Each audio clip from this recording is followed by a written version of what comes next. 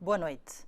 A crise financeira mundial, segundo muitos, veio pôr a nu a incapacidade do capitalismo em promover o crescimento global sustentável.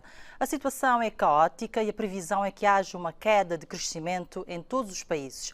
O atual ambiente global continua problemático e tende a emperrar o progresso do continente africano. Os próximos tempos auguram-se de choques externos, apontando para grandes desequilíbrios e severas pressões sociais. Nessa situação, raríssimos serão os países africanos a cumprir os objetivos do desenvolvimento do milénio. Cabo Verde será uma exceção. A par dessa conjuntura, a maior parte da África padece ainda de grande instabilidade política e institucional e de enormes bolsas da pobreza e da extrema pobreza. Quando se compara a África a outras regiões, tanto desenvolvidas como emergentes, o continente africano é visto como pouco atrativo enquanto destino de investimento. Entretanto, apesar das percepções negativas remanescentes, o investimento direto estrangeiro tem aumentado e é a segunda região do mundo que cresce mais rapidamente. Hoje vamos abordar o impacto da crise mundial em África numa conversa com Cursino Tolentino, António Batista e Jorge Andrade. Muito boa noite, meus senhores. Boa noite. Cursino Tolentino, falar de África é falar de 54 realidades diferentes. Como é que podemos perceber os vários impactos da crise mundial no continente africano?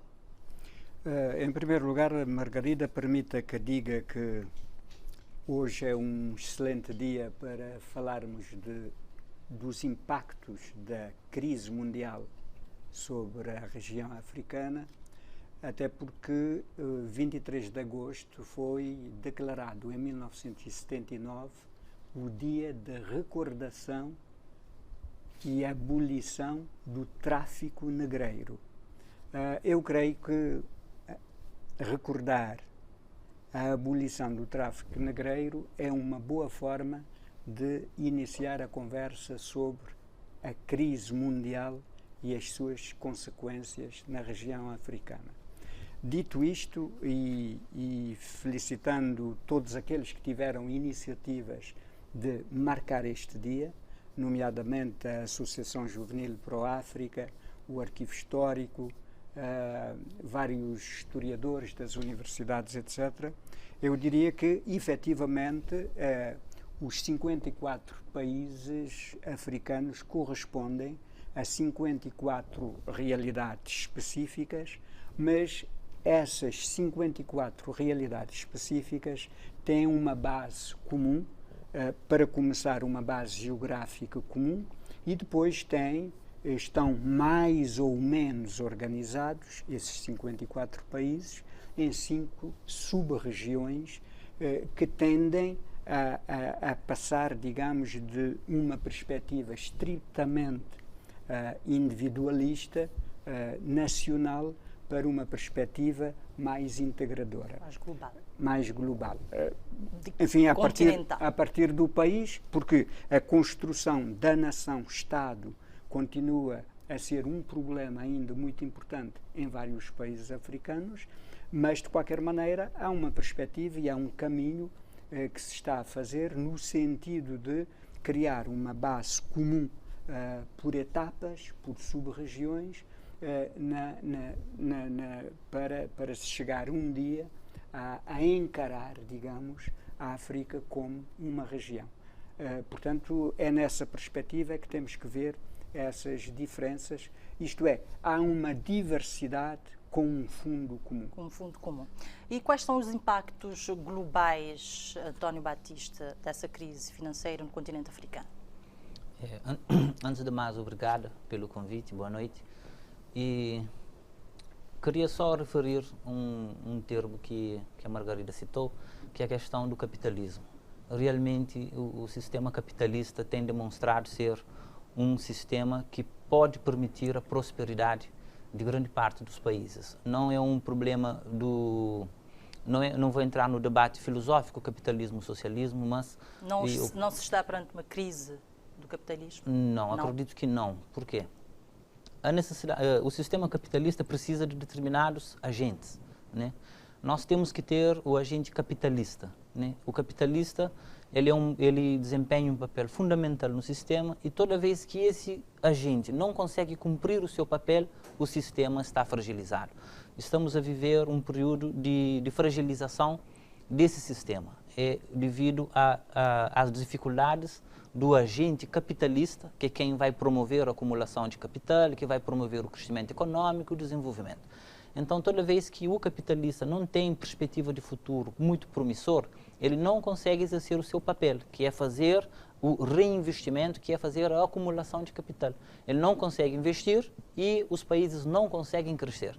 É o que acontece na Europa recentemente e também a África acaba por ser, e por tabela, acaba por sentir essa crise. Porque a Europa é um grande consumidor da matéria-prima que é importada da África. E caso a economia europeia não consegue se desenvolver, não consegue crescer devido às limitações dos seus capitalistas, que seria quem deveria fazer os investimentos, e obviamente que sem investimentos na Europa não existe uma procura por matéria-prima e não existe também as empresas multinacionais, por exemplo, para investir na África, etc. Então, o sistema atualmente pode estar em crise, não o sistema capitalista, mas sim algumas engrenagens, exatamente, algumas engrenagens desse sistema. E o que se verifica hoje é que o capitalista... Precisa-se de uma reorientação, eventualmente, do capitalismo. Sim, precisa-se criar alguns incentivos ao capitalista para que ele possa exercer o seu verdadeiro papel, como identificado por Adam Smith, por exemplo, que é um dos pioneiros em termos da economia do desenvolvimento, também como Joseph Schumpeter, o empresário inovador, o capitalista que promove a inovação, que promove a criatividade e, assim, a renovação do sistema.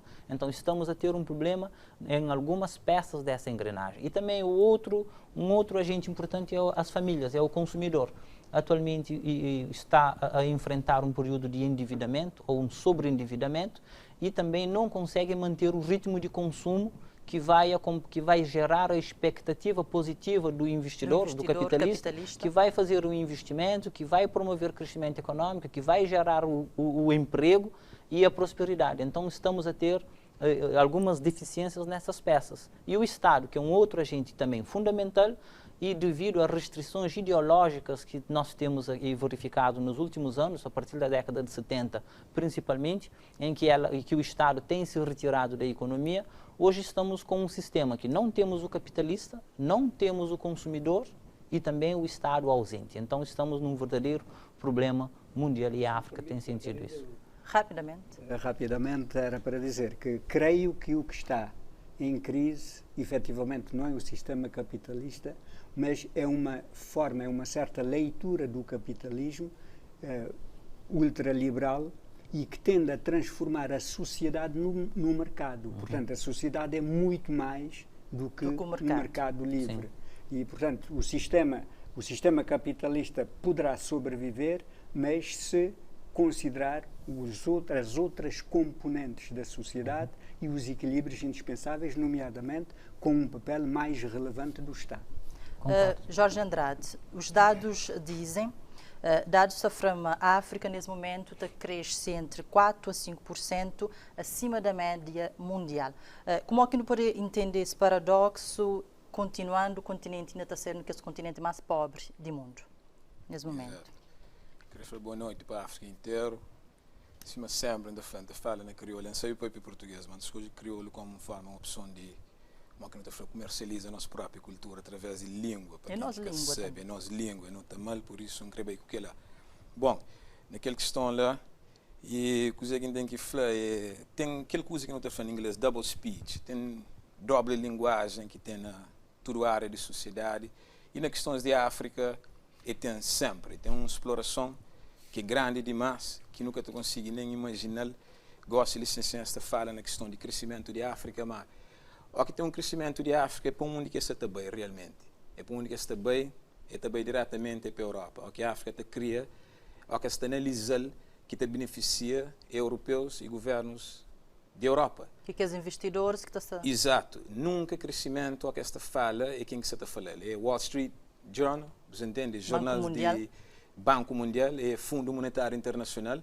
O que se fala naquelas questões lá, não tem que ter muito cuidado. Não pode analisar nessas linguagens, não pode analisar na linguagem de nós antepassados e que ela significa extração em massa de África, crescimento da Europa. E mesmo que então já que tem uma realidade prática, assim, direto, aplicável na África, por assim, a África se cria. Por isso, essa crise da Europa é uma extensão de crise da Europa na África, mas não concretamente um ressentimento de África, aquela? Exato. Bom, a mim está assim, Europa, qualquer crise que está passa, que querendo tocar de uma forma radical, mas se não sabe, não jobe, nós para aquela hora nas 54 realidades de África, é que 54 realidades da África, 54 realidades de Otto von Bismarck, e 54 realidades de Conferência de Berlim, e 54 realidades de ganância da Europa, e 54 realidades de suas intenções com a África. Você te repara? Que é lá que questões ali que se passa, gosta ali. Não tem bloqueios de toda maneira devido àquelas 54 regiões licenciadas, enquanto que na Europa tem transição livre, enquanto nos Estados Unidos tem transição livre, essa torna uma realidade. Você repara, a União Europeia, Estados Unidos da América e África é dividida em 54 realidades, que é nossa realidade. Para nós bem cria que antes divide, é que leva em consideração nenhum interesse econômico, fluxo de economia de uma região, porque o outro não tinha impérios na Mali, Ghana, com Songhai, onde a economia estava de zona este para oeste, é que leva aquela em consideração. As ratagens fazem dessa maneira, gosta de licenciar qualquer consequência e que também beneficiando. Não está neutro, nós é simplesmente peças de jogo licenciando um jogar que essa está controla, que a realidade não é cru.